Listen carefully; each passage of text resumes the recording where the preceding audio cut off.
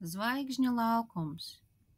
Šeit Miķels un Matīs izsaka savas vēlēšanās, un zvaigžņu laukums sāk mainīties. Debesīs esošās zvaigznes sagrupējas, veidojot milzīgu zelta taku, kas lēnām nolaižas tieši viņu priekšā.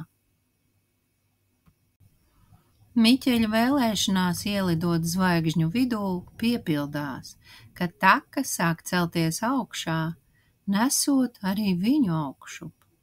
Viņš pēkšņi atrodas uz mirdzošiem zvaigžņu mākoņiem, kas lēnām virpuļo viņām zem kājām. Zvaigznes dejo un čukst noslēpumus, atklājot viņam zvaigžņu noslēpumainās trajektorijas un stāstus. Tikmēr Matīsa vēlēšanās uzzināt, kas notiek aiz tālākās zvaigznes, piepildās citādi. Viņam parādās spoža gaismas lode, kas izstaro maigas vibrācijas un sāk rādīt attēlus. Viņš redz, ka aiz tālākās zvaigznes ir citas pasaules, planētas, kas mirdz dažādās krāsās, un būtnes, kas dzīvo starp zvaigžņu pilsētās. Viņš saprot, ka viss visums ir pilns ar brīnumiem, un viņš var kļūt par ceļotāju, kas tos atklāja. Un tā, Miķels un Matīs ir piepildījuši savas vēlēšanās, taču zvaigžņu laukums joprojām ir pilns ar brīnumiem, ko atklāt. Viņi izlemj, ka varētu radīt zvaigžņu gleznu. Ar maģiskām krāsām un gaismām viņi varētu debesīs zīmēt savus sapņus, kas būtu ļoti interesanti. Bet te viņi sastop zvaigžņu sargu, kurš viņiem pastāsta, ka gleznas var radīt tikai tie, kas spēj saskatīt vairāk par parasto nakts debesīs. Lai pierādītu, ka viņi ir gatavi, zēniem jāatrod 3 slēptās zvaigznes, kas paslēpušās zvaigžņu laukuma dziļumos. Izrādās, ka pirmā zvaigzne ir mirdzošā puzle. Miķels un Matīs nonāk laukuma malā, kur mirdz liels, noslēpumains akmens galds. Uz tā izkaisīti mazi spīdīgi gabaliņi. Tie izskatās kā saplīšušas zvaigznes. Zvaigžņu sargs viņiem paskaidro: lai atrastu pirmo slēpto zvaigzni, jums jāsaliek šī puzle, bet uzmanieties, tā nemitīgi mainās, un tikai tad, ja izmantosiet gan prātu, gan sirdi, jūs spēsiet to pabeigt. Zēni sāk darbu, viņi mēģina savienot gabaliņus pēc formas, taču tiklīdz šķiet, ka viss sakārtojies, daži gabali sāk izgaist un parādās citā vietā. Matīs neapmierināts nopūš: šī puzle spēlējas ar mums. Miķels pēta gabaliņus tuvāk un pamana, ka tie reaģē uz viņu sajūtām. Kad viņš mierīgi domā par debesīm, gabaliņi sakārtojas pareizajā vietā. Viņš izsaka savas domas Matīsam, un abi sāk kopīgi iztēloties zvaigžņotas debesis. Pamazām puzle iegūst formu, tajā parādās mirdzoša zvaigzne. Kad viņi ieliek pēdējo gabaliņu, visa puzle iemirdzas un paceļas gaisā. Tā pārvēršas par īstu zvaigzni un nostājas debesīs. No tās izšaujas zelta stariņš, kas apvīs ap Miķeli un Matīsu, it kā tos sveicinot. Jūs izturējāt pirmo pārbaudījumu, saka zvaigžņu sargs. Tagad dodieties tālāk, vēl 2 zvaigznes jūs gaida.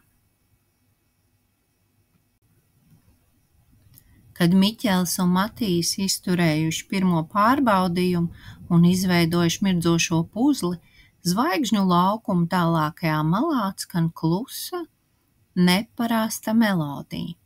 Tā nāk no augsta sudrabaina staba, uz kura sēž pūkains mirdzošs radījums. Naktsputns.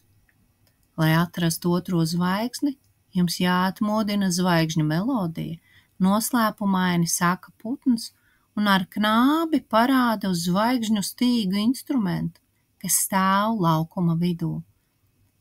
Tas izskatās kā arfa, tikai stīgas iemirdzas kā komētu astes. Miķels pieskaras vienai stīgai, bet tā neskan. Matīs pamēģina uzsist ar pirkstu. Atkal klusums. Tas nav par spēku, bet par sajūtām. Čukst naktsputns. Miķels un Matīs sastingst. Mēģina saklausīt, kas slēpjas klusumā. Viņa aizver acis, iedomājas zvaigžņotās debesis, vēju, kas traucas pāri laukam, un nakts mierīgo melodiju. Un tad pirmā stīga sāk vibrēt un atskan maigs skaņas vilnis. Viņi saprot, ka melodija jāveido nevis ar pieskārieniem, bet ar domām un emocijām. Miķelis iedomājas bērnības šūpuļdziesmu. Viena no stīgām sāk spēlēt maigu mūziku. Matīs atceras lietu slāšu ritmu pret jumtu. Vēl viena stīga pievienojas ar maigu mīkstu ritmu. Kad viņi abi sāk izjust mūziku pilnībā, visas stīgas sāk skanēt harmoniski un debesīs uzplaukst otrā zvaigzne, zvaigžņu melodija. Tā sūta savu gaismu uz laukumu un ieņem vietu blakus pirmajai.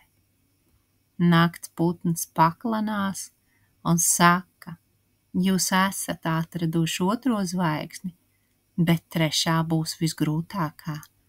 Esiet gatavi pārbaudījumam.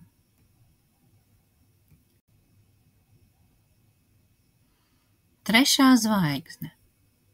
Miķels un Matīs stāv laukuma malā, kur naktsputns ar vieglu spārnu vēzienu parāda uz vietu, kur šķiet, ka nekā nav.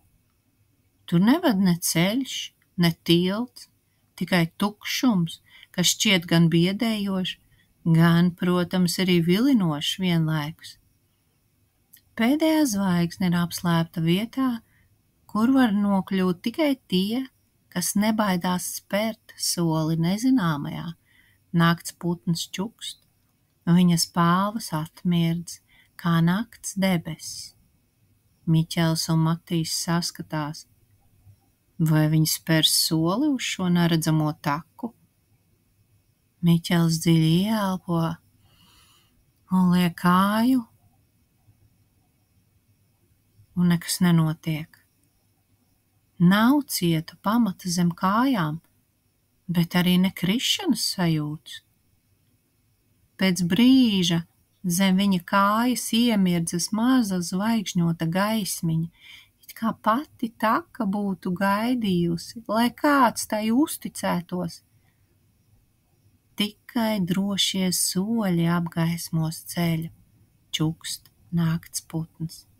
Matīs satver Miķeļa roku, un abi sāk virzīties uz priekšu. Katrā solī atklājas jauna, spoža taka. Tikai tad, ja viņi iet pārliecināti, tikai tad parādās uz priekšu taka. Kad viņi vilcinās vai domā par atpakaļceļu, gaismiņas sāk bālēt. Mums jātic, Matīs pasaka skaļi, un viņu balsī ir vairāk drosmes nekā iepriekš. Lēnām, bet droši viņi soļo tālāk, un zem kājām izplešas spoža taka, kas spīd kā piena ceļš. Priekšā jau redzama neliela gaisma, pēdējā zvaigzne. Kad viņi tai tuvojas, pēkšņi taka sāk izzust aiz viņiem. Viņiem jāsteidz. Ar pēdējiem pārliecinošiem soļiem viņi sasniedz spožo zvaigzni un pieskaras tai. Ar zibens ātrumu zvaigzne iemirdzas spožāk, kā visas iepriekšējās un paceļas debesīs. Tiklīdz tā ieņem savu vietu, visa taka izgaismojas vēlreiz. Un nu jau ir kā drošs un skaists ceļš atpakaļ uz zvaigžņu laukumu. Nakts putns lepni vēro viņus un saka: jūs esat atraduši visas 3 zvaigznes. Tagad zvaigžņu laukums ir pilnīgs, un jūs esat tā pirmie viesi, kas paveikuši šo ceļu.